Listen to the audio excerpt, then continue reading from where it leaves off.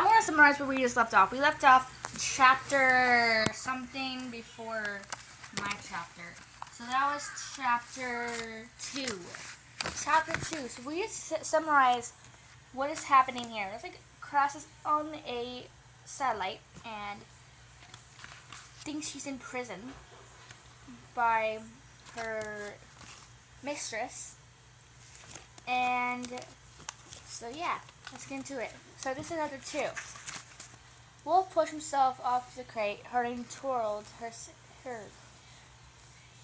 Cinder braced herself against the insect pack. The anticipation of one more hit tightened every muscle, despite the fact that he was still going easy on her. She closed her eyes shut moments before impact and focused. Pain shot through her head like a chisel of the brain. She gritted her teeth against it, attempting to numb herself to the waves of nausea that followed. The impact didn't come. Stop closing your eyes. Jaws still clenched, she forced one eye open and then the other. Wolf stood before her, his right hand in a mid-swing toward her ear. His body was still as stone because she was holding him there. His energy was hot and power just out of reach. The shake of her own little gift keeping him at bay. It's easier to have them closed, she hissed back, even though his few words put a strain on her mind, and Wolf's fingers twitched. She was struggling against the confines of her control. The gaze flickered past her, as a thump between her shoulder blades sent cinders tumbling forward. Her forehead collided with Wolf's chest. His body released just in time to force it to him for him to study her.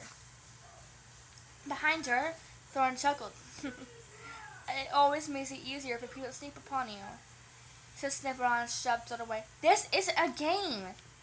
Thorn is right, said Wolf. She could hear his exhaustion, though she wasn't sure whether it came from the concert with Millie or more likely his frustration at having trained such an immature. When you close your eyes, it makes you invulnerable. You have to learn to use the gift while still being aware of your friend's surroundings, while still being active with them. Active?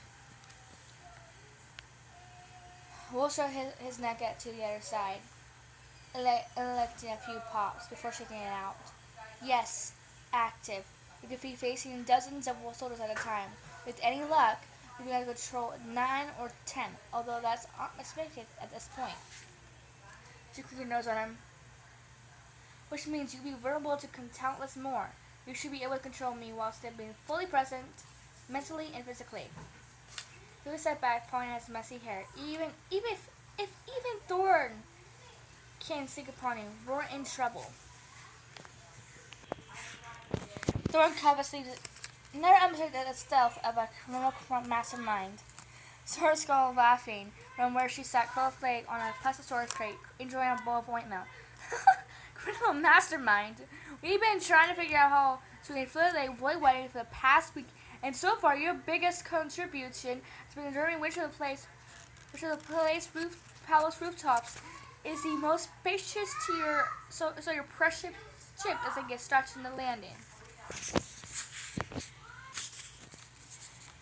A few light panels bright in the long ceiling. I fully agree with Captain Thorn's priority, said Eco, speaking through the shit spilled in speakers. As this may be my big net duped, I like to be looking for my best.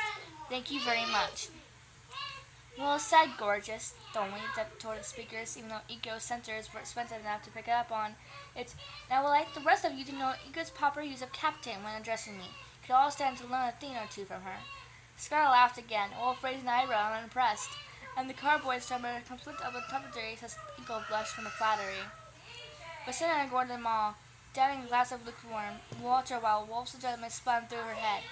She knew he was right. Though controlling Wolf's strength and every ability, she had controlling Earthlings like Thorn's shortly usually came as easier to her as replacing a enjoyed successor. But now she was able to do both. Let's go again, she said, tightening her ponytail. Wolf slipped his head back to her. Maybe you should take a breath. A break. I won't get a break when I'm being chased down by the Queen's soldiers, will I?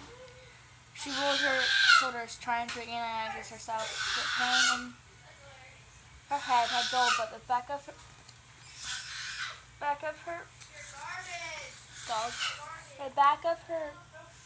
her t-shirt was damp with sweat, and every muscle was trembling from the effort of sparring with Wolf for the past 2 hours. Wolf rubbed his temple. Let's hope you never have to face up against the Queen's real soldiers. I think she had a chance of going up against her thermologists and special operatives, but the advanced soldiers are different. More like animals than humans, and they don't react well to brain manipulation. Because so many people do, said Sarah, scraping her spoon against the bowl. His glance flickered toward her, something in his eyes softened. It was a look Cinderella had seen hundreds of times since he and Sola had joined the crew of the Rampion, and yet seeing it still made her feel like she was intruding on something intimate. I mean, they're unpredictable, even under the control of the thermologist. His return is focused to Cinder, or any other lunar. The genetic tampering they undergo to become soldiers affects their blood brains as much as their bodies. They're spotted with wild, dangerous. Thorn leans against Scarlet, squares her like fake whispering into her. He has realized that he's an ex-street fighter who still goes by a wolf, right? Cinder bit inside of her cheek, smiling and laughed. All the more reason for me to be prepared as possible. I'd like to avoid another close call like we had in Paris. You're not the only one. Will started to sway on the balls of his feet again. Cinder had once thought his indicated he was ready for another sparring match, but she lately began to think that's just how he was, always moving, always restless. Which reminds me, she said, I'd like to get some more of those twinkle darts when we land again. The fewer soldiers we have to fight or brainwash, the better. Twinkle darts, got it, said Iko. I always take the liberty of programming this any countdown clock. T minus 15 days, 9 hours until the royal wedding. The next string on the wall flickered to life, displaying an almost digital clock counting down by the 10th of a second.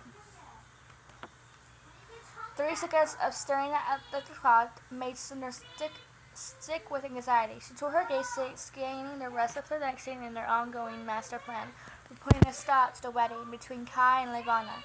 A list of needed supplies was jotted down to the left side of the screen. Weapons, tools, disguises, and now tranquilizer dogs. In the middle of the screen was a blueprint of New Beijing Palace. On the right, a rigorously long preparation checklist, none of which had yet to be checked off, though they'd been planning and plotting for days. Number 1 on the list was to prepare Cinder when she would be about to become face-to-face with Queen Levana in her court again. Though Wolf had said it outright, she knew her lunar gate was improving fast enough. Zeros began to think that the item could take years to reach satisfactory completion, and they only had 2 more weeks. The rough plan was to cause a distraction on the day of the wedding, and that would allow them to sneak into the palace during the ceremony and announce to the world that Cinder was a truly lost Princess Celine. Then, with all the world media watching, Cinder would proclaim that Levana would request the crown to her, ending both the wedding and her rule in one fell swoop. Everything was supposed to fall in the wedding blurred in Cinder's mind. She kept imagining this big dress of the lunar people when they discovered that their lost prince was not only a cyborg, but also entirely ignorant of the world, culture, traditions, and politics. The only thing that kept her chest from being crushed by the weight of it was all this knowledge that no matter what, she could possibly be any worse of Luna than Levana. She hoped they would see that too. A glass of water sloshing her stomach for 1,000th time, a fancy crept into her thoughts of crawling beneath the covers of her crew-issue bunk bed and hiding until all the world forgot there had ever been a lunar princess in the first place. Instead, she turned away from the strain and shook out her muscles. All right, I'm ready to try again, she said, settling into the spider sentence that Wolf had taught her. But Wolf was now sitting beside Scarlet and polishing off his oatmeal, mouth full. He dipped his eyes to the floor and swallowed push-ups. Cinder up to her arms. What? He gets her with a spoon. Fighting is the only type of physical exertion. We can build your upper body strength and train your mind at the same time. Just try to stay aware of your surroundings and focus.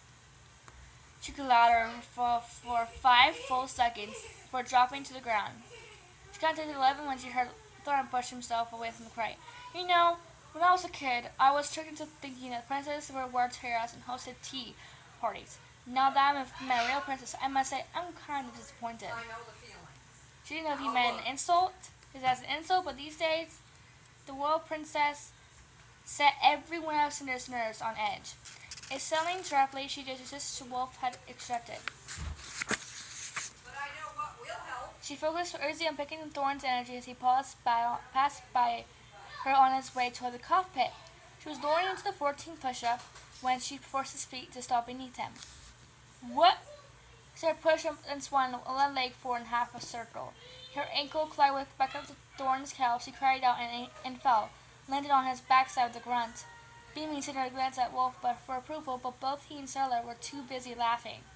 She could not even see the sharp points of Wolf's canine teeth that he usually is so careful to keep hidden. So just stood and offered Thorn a hand, even if he was smiling, though he was coupled with a grimace as he rubbed his hip.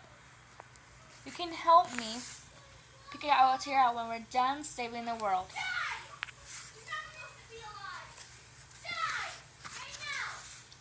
The satellite center says simple as pot chip, so it says we're going to do net 3 tomorrow. Tomorrow, when I get started on tomorrow's video, would be a very important video to me because I'm going to make a video about, because tomorrow we might going to our house that we're looking at, and if we like it, we can, move already, and after that, we're going to the mall, and you guys can see me get my first ear pierced. I can't wait. So, please be on count and stick around for the next video. Love you guys. Bye!